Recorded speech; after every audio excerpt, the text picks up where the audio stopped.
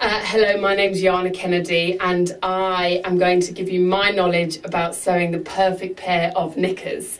I moved to New York in 2008 and I set up a business making custom designed knickers for people, which went down very well in New York because people love things like that, and the fact that I'm British, that's also a good bit of knowledge, went down very well.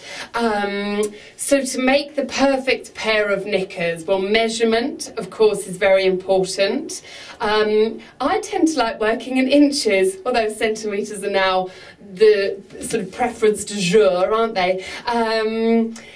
Sizing is important. Hip size is great to know because really there's nothing worse than somebody having knickers that are too tight and they dig in, creating an sort of sightly muffin top, one might say. And so really you want a nice smooth line. So hip measurement is very important.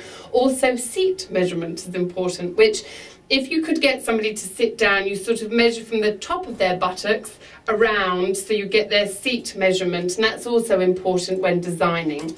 The knickers comes in two parts. For your more sort of classic panty, as they say in America, and so you have your front, so they sort of look almost like that, if you know what I mean, and you have your front and your back panels, so they're in two parts.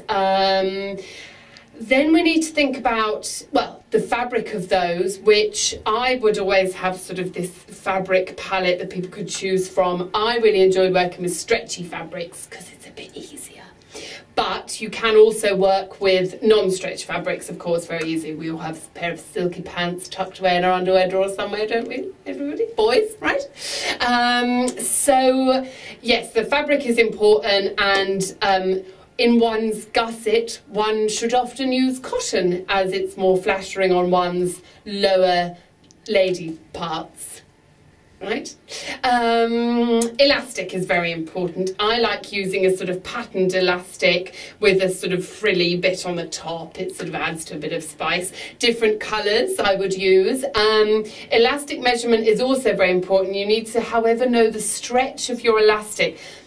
I don't know everything entirely, as I've never really been trained, I made it up. So I was just good at guessing things. So guessing lengths was sort of something I became very good at. But you need to make sure that that is slightly smaller than the length of the original fabric. So the fabric for the back part of the knickers could look like this, which looks huge, doesn't it? But it isn't, because once you've stretched the elastic, so as you're sewing, you've got the fabric in and you're stretching the elastic and you're sewing in a zigzag stitch. It's very good, it doesn't unravel with elastic. You're folding over your fabric, you're sewing it a zigzag stitch along the elastic, pulling as you go with the elastic. So that scrunches all the fabric up, so that much becomes that much. You see where I'm going with this? So around your top, around your hips, you've got that elastic, and then of course you've got your leg elastic, which also mustn't be too tight, otherwise we have these very squished thighs within their panties, which is no good for anybody. So you've got 3 essential pieces of elastic, 2 pieces of fabric. And I do think fit is important. I think that if they're sort of falling too low down, it doesn't look terribly flattering. I was once asked to make this awful, sorry, but I don't like thongs, this awful pair of this thong and top for this woman, and I really didn't want to do it. The fabric she brought me was horrendous. This sort of, I can't even begin. Anyway, it was all awful, it was really bad, and I really, really didn't want to do it. So here's another piece of knowledge. If you really don't want to do something, overprice it, hoping that they will say no. So I said, darling, I'm terribly busy. I become even more English. Darling, I'm terribly busy.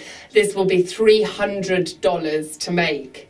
And she, without blinking, went, yeah, that's totally cool. Can I have it on Thursday? Oh, gosh.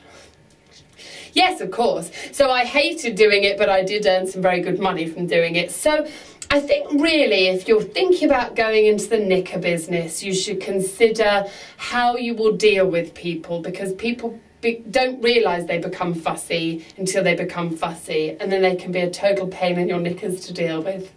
So I think you should think about people. I think you should think about sort of the investment of buying fabric for people to choose from, having a good fabric supplier, your elastics, and possibly wearing the things you make yourself, because then you understand how they fit, which is the lesson I learned rather late on in my career. Anyway, I hope this has been terribly helpful. Thank you ever so much.